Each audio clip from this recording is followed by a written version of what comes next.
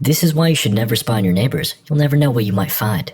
Our story opens with Kale, a young high school student, and his father, Daniel, fishing in a freshwater swamp. On their way home, they get in a deadly three-way car accident. Rip in peace, Dad. That was 1 year ago. Now in the present day, we see Kale asleep in his Spanish class. The teacher, Senor Gutierrez, throws a whiteboard eraser at him to wake him up. He confronts Kale and asks him why he shouldn't fail him on the spot. Then, he hits him with the, "What would your father think?" "Sir, those are fighting words." Uh-oh, now we're in court. We see Kale and his mother along with his teacher. The judge, aware of Kale's recent loss, sentences him to just 3 months of wearing a weird ankle bracelet during the summer holidays. Back at home, we see 2 officers fitting Kale with said bracelet. There is a 100-meter radius surrounding the GPS modem, and if he steps outside of the radius or unplugs it, the Pobo come knocking. In the event he steps outside, he has just 10 seconds before an AC-130 is called to his location. No cap. As Kale's mother goes into the other room to pay the incarceration fee, he's left alone with the other officer. "Your Spanish teacher? It's my cousin." Well, your cousin's a little bit. With nothing better to do, Kale starts his 3-month house arrest by binging every episode of Minute Movies. Thanks for the views. Now, what better snack to enjoy that than extra crunchy peanut butter covered in Hershey's chocolate sauce?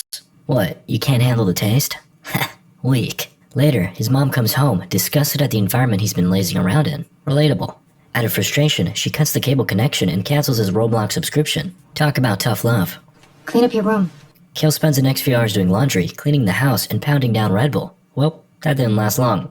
Later, Kale wakes up to the sound of a moving truck and looks out his window to find a new family moving in next door. He looks on with interest, though he's quickly interrupted as the doorbell rings. He opens it to find a burning paper bag. He puts it out with his foot, though soon realizes his mistake. He just stepped in chocolate. Okay, no, that's poop. He spots the 2 culprits and chases after them on the main road. Bill, you said you couldn't leave his house! Oh, yeah, I forgot about that.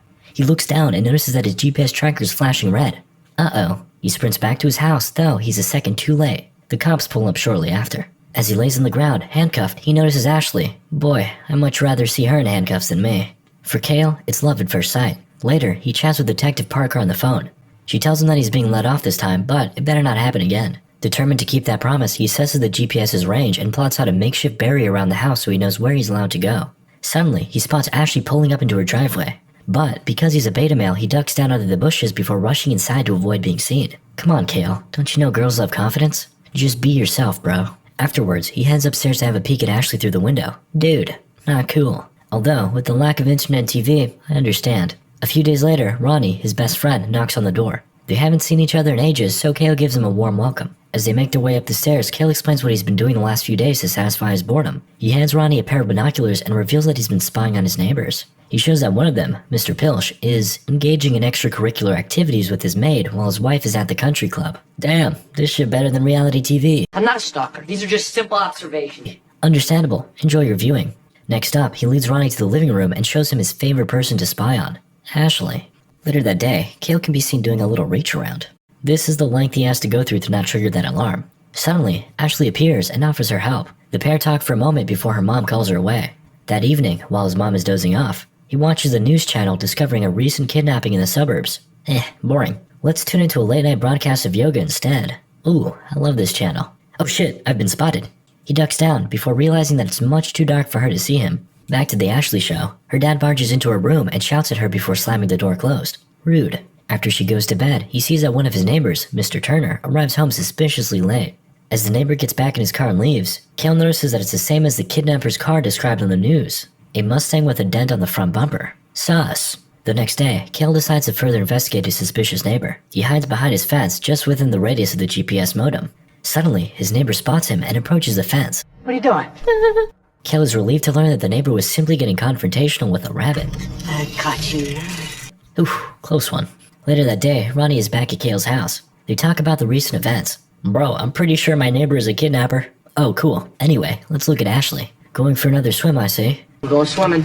Kale hands the binoculars to Ronnie, who leans in a little too far. Oh, God. The 2 boys drop to the ground, fearing that she heard the bang. Kale peeks out the window again, and he and Ashley make eye contact. Moments later, the doorbell rings, and the 2 boys stumble on their way down the stairs. After they muster up their courage, they open the door, revealing Ashley. What took you so long? A suspicious Ashley makes her way up to Kale's bedroom, before grabbing his binoculars. Have you been spying on me? What? No, of course not. Awkward. Fortunately, they clutch by convincing her that they're only spying on Mr. Turner. The potential Cold-blooded killer From Texas. Right. They mention his car's description, but when Ashley has a look, she finds that the fender is fine. Bro, what the heck are you doing? Later that night, the three teens set themselves up for a stakeout. Ronnie gets a bunch of snooping equipment from his uncle, and they proceed with a night of sussy spying. After a few hours of mindlessly watching on, they finally spot Mr. Turner pulling up. But he has a completely new whip. He opens the door of his car and leads his new friend inside. Suddenly, he pulls out a sharp knife and prepares to hit it from behind. The two teens look on with horror, but before he penetrates, he ends up cutting off the price tag from her new dress instead. Oh, he's a sugar daddy. That's only slightly less worse than a kidnapper. Well, so much for that murder mystery. The group ends up calling it a night, and Kale walks Ashley back home. Well, as far as he can. Guess this is as far as you go? The pair share a romantic moment before Kale heads back. After returning to his room, he immediately starts spying on Mr. Turner again. My boy's addicted. This time, upon looking through the camera, he sees the woman running to escape the house. He begins recording the incident, but this dummy leaves the flash on. Filled with fear, he drops to the ground and holds the camera above his head to see what's going on. He can't see anything, so he stands back up and looks through the binoculars. Uh-oh, I'm screwed. Then, Kale's phone rings and he crawls across the floor to pick it up. It's Ronnie. Kale frantically explains the situation, but as he's doing so, he looks out and sees the girl getting back into her car and driving off. I'm sure this is normal, Kale. Every guy has a story about that one girl who got away. The next morning, and as he's making breakfast, Kale grabs his knife and questions his neighbor. What are you doing in my house? But then, Kale's mother enters the room holding grocery bags and explaining that she ran into Mr. Turner, aka Robert, at the store on her way out. He offered to change her flat tire, if you know what I mean. No, just kidding, he actually helped her with that. Anyway, his mom remembers that she left the milk in her car, so she heads back to get it, leaving Robert and Kale alone in the kitchen. Things get tense as Robert notices Kale's GPS tracker and questions what he did. After Kale reveals that he bunked his teacher, Robert empathizes, citing his time in high school. There are plenty of teachers I wanted to just kill. Way to be subtle. A few moments later, Kale's mom returns with the milk, unlike my dad. Then, Robert makes an offer. Want to go out to dinner sometime? No! Later that evening, Ashley hosts a party at her house while her parents are away. Naturally, Kale gets back to his spying ways. After a few minutes of peeping, he spots another boy hugging and flirting with Ashley. Oh no. In retaliation, Kale decides to blast loud music from his rooftop to disrupt the party. Though, Ashley ends up jumping through his window to unplug the music. She even threatens to throw away his iPod, but then he admits to having been spying on her since she moved in. He tells her about all the small details of her personality that he's noticed. And, somehow, Ashley's totally into this, and they kiss. It's either the creepiest or the sweetest thing I've ever heard. Remember boys, sweet if you're cute, creepy if you're not. Unbeknownst to them, and right next door, Robert's window has just been covered in blood. A few moments later, they hear loud thuds from outside their window. They look out and see the notorious neighbor dragging a bloodied bag down his stairs. The next day, they decide to investigate. Ronnie is tasked with breaking into his car to see what was in the bag. Meanwhile, Ashley follows Robert as he shops, so they know when he's on his way home. Ronnie manages to break into the car when Kale's phone rings. I lost Turner. You had one job, Ashley. Suspecting that Robert is on his way home, Kale hurries Ronnie to feed him the password to the garage. Meanwhile, as Ashley is driving out of the parking lot, she runs into, you guessed it, Robert tells her that he knows she's been following him. Leave me alone, you damn millennials. Boomer moment. Back at home, the three teens meet and discuss what to do next. Ashley tells them all to drop it, believing that they've taken things too far. Before the conversation can continue, she's once again called away by her mother. Apparently, it's her parents' anniversary. Look at you still having two parents, Ashley.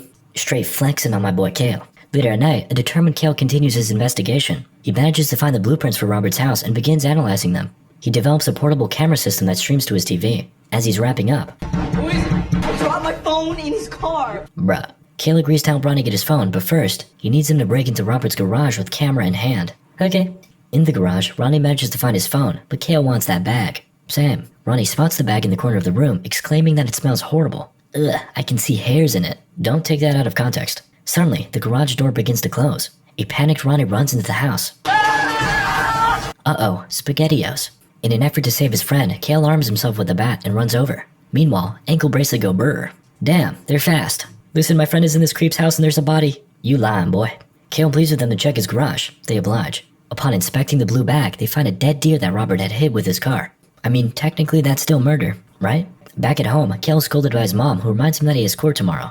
After, she heads to Robert's house to apologize as Kale watches from his window. Suddenly, he gets a text message from Ronnie telling him to check his TV. Kale turns around and sees Ronnie laying unconscious through the screen. Wait a second. Psych. Just a prank, bro. It wasn't actually dead. You have any idea what I just been through? Hey! Whoa, relax, buddy. Ronnie explains that he managed to get out of his house and didn't see anything sus inside. Kale ultimately forgives him and explains his mom went over to apologize to Robert.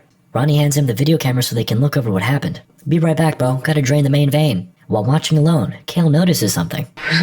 Oh shit, that's the chick that got kidnapped. Just as he realizes this, his mom is attacked by Robert. And it doesn't end there. He makes his way to Kale's house and plays baseball with Ronnie. Sort of. Then, Robert goes upstairs to attack Kale, but his reflection betrays him, allowing Kale to dodge. He sprints upstairs and tries to unplug the GPS modem, but Robert says, nah. Kale gives it his all, but it just isn't enough. Instead, he decides to run outside in an effort to trigger the alarm. Once again, Robert says, nah, overpowering Kale, knocking him out, and pulling a 50 Shades of Grey. Kale wakes up in his bedroom as Robert threatens to pin all his crimes onto him. No, don't do me like that, bro. Unfortunately, his tears have no effect on Robert. He forces him to write down an admission of guilt, but before he can, Ashley breaks into the house. This gives Kale one last chance to attack Robert. Oh hell yeah, Ashley joins in for a quick assist. This gives the pair just enough time to barricade themselves. Ashley proceeds to free Kale while he explains that his mom is at Robert's house. He plans to make his way across the GPS radius, but he's interrupted by...